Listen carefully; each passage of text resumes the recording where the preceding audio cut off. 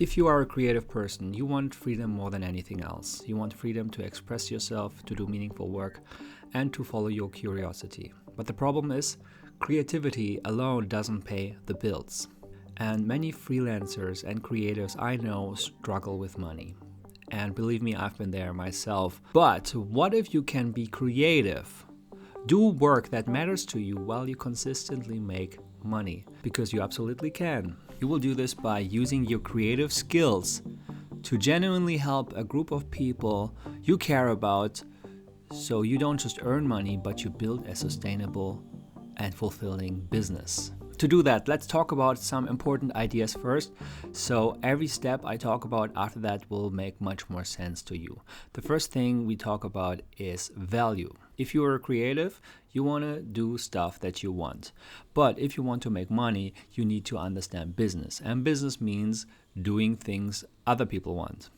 And if you are like me, you want to combine those things. You want to be as creative as you can, but also have enough money to lead a good life. Because if you don't have to worry about money, you have much more capacities to be creative, to focus on the finer things in life. You want to self-actualize, you want to get better, you want to improve, and you want to express yourself. And if you want to make that happen, it is important to make a living and to understand how your skills that I know you have, how your skills are actually creating value for someone else.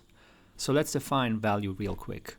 Value is the highest amount someone is willing to pay for something, right? Value is the highest amount someone is willing to pay for something.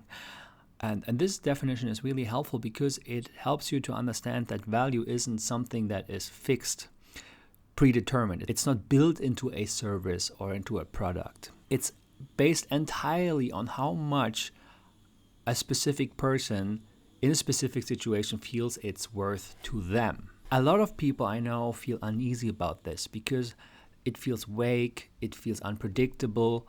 But once you understand that value is subjective, you have found a major ingredient to growing your business and to make money. Hello, this is Patrick from the future. I actually forgot to mention that I am building a product, a resource that will help you to build a business based on your creative skills or to improve your business. And I want to test this out with you guys. So if you're interested in getting access for free, just leave me a comment and send me an email to patrick@patricksantamaria.com. It's also in the description, and reach out to me. This camera's getting very heavy. I need to switch my arms. Just reach out to me. I have only a few limited spots, so make sure you reach out quickly because I just want to get this on the road. I want to get started testing this. It would be amazing to do this with you guys and see if this can be helpful for you. All right, let's continue the video. Because, my friend, it's simple. If you help someone solve a problem, they will pay you money for that. The bigger the problem, the higher the value. So it will be your job to match your skill and the problem someone else has. Speaking of value, if you think this video is valuable, please click the like button or share this video with a friend. It would help me and support me, and so I can make more videos like that in the future. Okay, let's talk about the next idea that I need to talk about, and that is limiting beliefs about money. This is what holds many creative people back, myself included, and there's just like a lot of limiting beliefs evolving around money, which keeps us from actually making money. And one of the best examples is where we're just afraid to drop big numbers in the sales conversations. We just don't like to talk about money, right? You have been culturally programmed to think that money is something bad, it's dirty, and something you don't talk about, right? You adapted the belief that you are not worth much money, so you are too timid to ask for higher rates. You think you are not good enough yet to ask for more, but the problem is not that you don't deliver good work, but that you don't know how you make sure your client sees value in your work. And as you will see later, this is possible without showing a portfolio. That's right. We will not need to show our work as much as we should communicate something else. And there's a common belief that money doesn't grow on trees. There's a sense of scarcity, and we like to believe that money is hard to get. And you might be afraid of selling out, especially if it connected to your beautiful creative skills. You don't want to come across as a salesman. We generally don't like sales and salespeople. We have bad experiences with them, and we don't want to be the same kind of person. So we sometimes think it's like a scam. We genuinely want to help people. We want to express ourselves. It just feels wrong to charge money or high amounts of money for that. But we need to let go of all of those beliefs around money. Money is not good, it's not bad, it is whatever you want to choose it is. For me personally, money is a device that helps me to remain free and creative. Money allows me to buy food, plane tickets, books, online courses, so I can continue evolving as a human being, And also, if you get a good money for a project, you will have more time to just think about a problem creatively, and you're not pressed to solve it quickly because you don't get enough money to spend time on it. So it's a win-win. You actually become better in creating value if you get paid well enough. But if you are still insecure about this and you think you're not the best, you don't deserve so much, just remember that. All you need to do for now is to be able to spot someone's problem and solve it. If you can solve someone's problem, you already deliver value, and you can start small and build on that.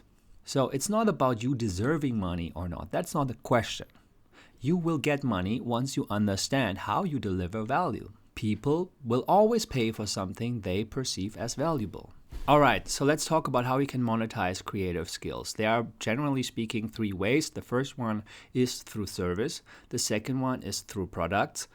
And the third one is licensing or royalties. But I don't want to talk about this in this video. So let's talk about how you can money with a service as a creative. And I usually recommend doing it as a service first, because that is the fastest, most reliable way to get started, to make money. You can later pivot into selling a digital product, for example, or courses, whatever you want to do. Because ultimately, if you work with people directly, you will learn about them and their problems. So you gather data, gather information that you can later use to make content, to build products and whatnot. But the service will help you to gain money fast, to earn money, and to get to know them and build upon that. So if you have never sold a service before, but you have a skill that you want to use to make money, please watch this. And if you already offer a service as a freelancer, then this will be very helpful for you if you struggle with getting clients and making enough money to get by. So start with a service. For that, you will need a skill. You will need someone with a problem, and you need a way to connect these two. So it's actually very simple, and that is why it is one of the quickest way to generate money as a creative. Okay, let's start with our step-by-step guide. Step number 1, determine your genius zone. So the first thing you want to determine is what you want to offer, obviously. And I don't want to just talk about your craft, like web design, copywriting, illustration, whatever. And these are a very great start, and you already know that there's a big demand for that. So if you have a craft, that's amazing, but you want to connect it with something else, because there are other talents that you have that you might haven't even considered yet. These are your soft skills, your way of thinking, how you solve problems, how you relate to people, or how you bring creativity or clarity to situations. So I want you to combine your talents and your craft so you can step into a space where you can deliver exceptional value, right? And that is what I call the genius zone. We can look at it here in this graphic. You want to be as much in this core, in the center as possible. The genius zone is basically an overlap between what you're really good at, what energizes you, and what feels meaningful to you, right? So you want to operate as much as you can from your genius zone. You want to offer a service from your genius zone. This is very crucial, because otherwise you will burn out. When you act and serve from your genius zone, curiosity will just naturally drive you, right? You will gain more insights, and you will find even more valuable ways to serve. This is super rewarding and it will keep you motivated even in the hardest times. So think about, is there something that you just love doing, something where you just lose the track of time, something where you feel a sense of accomplishment? Is there something people come to you for advice? Is there something where you have a natural authority in, a natural interest that you can even, for example, combine with the craft that you've learned, right? Be aware, if you're, for example, a designer, I know designers who offer web design, but maybe your core main interest is illustrations or a specific style of design. Maybe you like to animate, just figure out if there's something that you actually like to pursue. And you don't even need to learn all these other things if you don't feel a strong pull towards that. That's how you become a real natural expert in something, right? Don't try to become everything even if you don't like it. And carry on the same philosophy for the next step, number 2, where you want to be selective about who you want to work with. Many freelancers remain poor because they try to serve everyone. They offer anything the client wants without first thinking about who they truly want to help and what they can best create and what value they best create, right? So let go of your artistic tendencies for a moment and focus on where you create the most value. This is tied to your genius zone that we talked about in step number 1. And now you also want to figure out who you want to create value for, right? So again, this is very hard for freelancers because we want to talk to everybody. We want to be available to everyone because who knows who needs our service, right? If we decide to just work for a specific group, then we might miss out on big opportunities. But the thing is, once we go more narrow in that way, we understand a specific group much better. We can speak directly to them, and they will also find us more easily. It will make it easier for them to decide to work with us because we are someone who understands them, who focuses on them. This is something not everybody can do. So you need to be brave enough to double down on a specific group. But you want to not just choose any group. You want to pick the client type that is best for you. So you need to figure out who you want to work with the most. Don't try to work with big corporate companies if you feel drained by their processes. Don't work with companies that don't align with your values. Don't work with people who disrespect you or try to haggle you down to the last penny. And don't work for everyone. It's simple as that. Work with people who energize you, who make you happy, who you want to see win, first and foremost. If you already worked with people in the past, if you have some projects, look at your past projects and look for patterns. Ask yourself the following questions. Are they from a specific industry? Are they creative or analytical? Are they like you, right? How do they think, feel, and work? What are their values? Do they align with your values? It doesn't have to be a specific industry. That is just like a very simple way to find a filter for people you want to work with. But some people work with CEOs, so that is filtered by a title.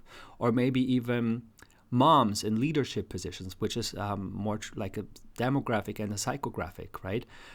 Or you want to just work with people, with young people. I just love to work with creative people who want to work solo, who are frustrated with the system and who want to gain freedom and remain valuable and relevant in the future. There's many, many ways you can build a focus. It's just important that you really want to work with them, that you understand them, and then that they have a specific set of problems that you can address when you work with them. And if you didn't work with any clients in the past, that's no problem. Then you just think about the person you want to serve. Think about a specific person. Who do you want to help? Is it someone like you? Something that helps me a lot is think about my past self. If I don't know anything else, then it really helps to just focus on the person you have been many years ago and how could you help that person. Or do you have access to a specific industry? Maybe you're the son of a lawyer or of a doctor and you know the specific group very well and you can, you know how to help them with your skill. I have worked with many different industries and with companies of different sizes, but I settled with like I said, creatives who have their own business, their own solo business, and who just want to be free and creative. It was really freeing for me to make this decision. Ever since then, I have a much easier time to make content, to talk to you guys, because I know I talked partly to someone like me, people who are a bit rebellious, who want to learn, who want to make a living doing something meaningful, right? So you guys are my people, and you need to make this decision for yourself as well. So at some point you need to decide and say, this is who I want to serve. This is the group I want to see win, because I understand them, I care about their outcomes, and I want to get better at solving their problems. And the beautiful thing is that it creates like a value spiral. I have to think about a better name than that, but you see this in this graphic here. The deeper you go into a space, the more you start to see patterns.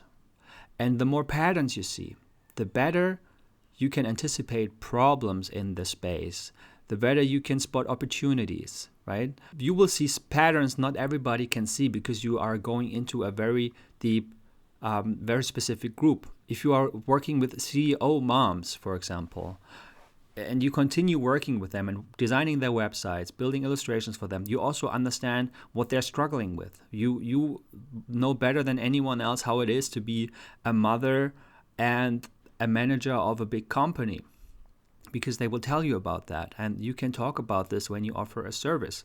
Then a website doesn't just drive traffic. A website will help them be free and, I don't know, take responsibilities at home. Or whatever it is. I just made it up in my head right now, but I think you get the idea. We will talk about another example in a minute. If you work with a specific group repeatedly, then you will learn to speak their language. You will understand their challenges, and you know what outcomes they really care about. And this is what builds real expertise. Through expertise, you can create more value with less effort. You save them time, reduce their risks, and you will increase their results. This is why focusing will make you more valuable. And when you are more valuable, you can charge more. Let's talk about an example. I recently worked with a designer who offers services in web design and social media, and we found out that she actually doesn't like to work with big corporate companies. And she resonated much, much more with NGOs and sustainability brands. So she decided to focus on NGOs and sustainability brands. And now think about an NGO founder. Would you rather hire someone who specializes in making the world a better place through design, or would you just hire any other web designer who doesn't even care about your cause, right? So now stop and think, who do you want to serve with your skills? Really take a moment to think about this, or do this exercise when you finish this video, because in step number 3, you want to learn their problem by heart. Because once you know who you want to help, you need to understand how you best help them. Now, an NGO needs a website as much as a manufacturer, but they need a website for different reasons. When we start thinking about an NGO founder, this founder has like a big vision about the future of the planet, and she sees big problems that causes the planet to suffer, right?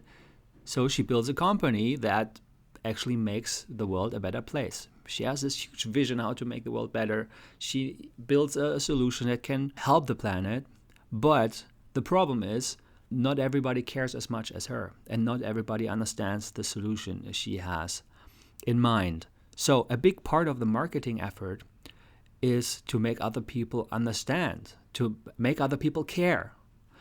This is important because we want investors to care for the NGO, otherwise the NGO cannot survive, right? If I'm a graphic designer and I tell you I specialize in working with NGOs and that I really care about your cause, I really want to help make the planet a better place through my design. And I tell you, like, I help you to make other people care for your project. I understand your mission. I want to see you win. Who do you think will they hire? Someone like me as an NGO designer, or someone who has never worked with green or sustainability companies? So if you have your own ideal client already, stop and think, what problems do they actually have? Because your service is not just a deliverable. It's a solution to a real problem. Now that you know which problems you want to solve, you want to communicate them clearly. This is very important because that will make or break your success as a creative in service, because many people make the mistake of just showing their portfolio, using their recent work as means to make a sale. But by doing that, you give away a lot of power, most of the power you have as a professional. You want the client to know that you are there to ease their pain and to show them a better way of life. And you don't do that by showing them your old work. You can only show them, okay, you're having a good style, you're working, it's looking beautiful, right? But you want to be able to connect your skill with their problem. You want to spell out how your service creates value for them. You want to connect it to their goals and their desires. And you want to frame yourself as an expert who helps them win. So focus on the outcome, not just the deliverable. Let's look at the example for the NGO designer. I design websites for NGOs that help you win hearts and secure funding. All right, step number 4 is build authority over time. An authority is someone who is renowned for their expertise and who is publicly recognized as the go-to person for a specific problem or topic. So an authority is basically an evolved version of an expert. An expert is just very good in their field. They are sought after for their skills. An expert is also very focused on the group they want to help. They have a specific set of skills that they use to help these people. And an authority goes a step further and is visible, usually visible online, visible through publications, and is respected for their opinion as well. So they have a certain influence on others. Like think about thought leaders or big content creators out there, or people who have written a book, right? They are trusted by others, they are visible to the right people, and they are associated with delivering consistent value in a specific space. So you don't need to write a book just yet, but here's something you need to start doing if you don't want to compete with price, and if you don't want to cap at the possible hours of work that you can work every day. And that is, you might not like it, but you should start sharing your expertise publicly. Share it on social media, per newsletter, on the blog, wherever you feel comfortable. I personally think social media is the best way to do that because it's a free and fast way to spread your message, to get visibility. And if you have a specific audience you talk to, then you have a much easier time to write content because you have just genuine interest to share your ideas and your opinion and your expertise, and you know who you want to talk to. So talk about the problems you solve and how you approach them, and share your insights, your lessons and stories that show that you understand their world. So let's talk about the NGO designer. She can, of course, just publish her portfolio and her work with clients, especially if it's sustainability brands. This will be helpful, but it doesn't just have to be work. She can also start sharing her thoughts on the environment, maybe even make posts about how to live a more sustainable life or whatever she cares about. Maybe even share news on that topic. Or show personal stories of how she's outside cleaning the beach or joining some projects to show that she cares about this. And she genuinely cares, so that's a beautiful thing. It's more about sharing your whole self, right? It's a bit ironic, right? Like the more you focus, it can actually help you to become more of a whole person online.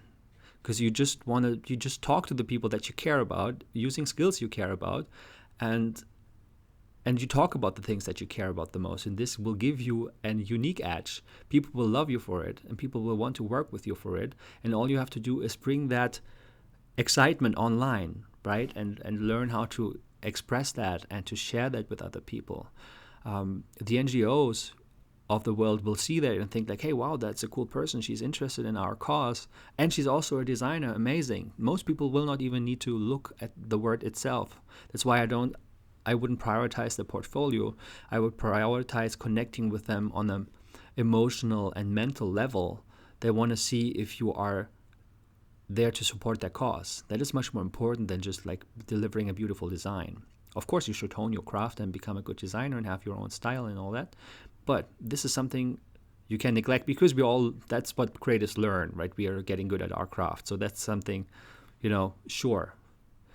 It's more important to think about how you create value for other people. Learn about the people you want to serve. Learn about their problem. Dive deep. Spot the patterns, and you can start rising your prices sooner than you think, and people will see that you are worth paying for. They will respect your work, and they won't see you as an interchangeable service provider anymore. All right, that's it for today. If you like that video, consider subscribing or sharing it with a friend, and I really hope to see you soon. Below in the subscription, you will see my LinkedIn and my newsletter link if you want to stay in touch. I would love to hear from you, so see you in the next video. Bye-bye.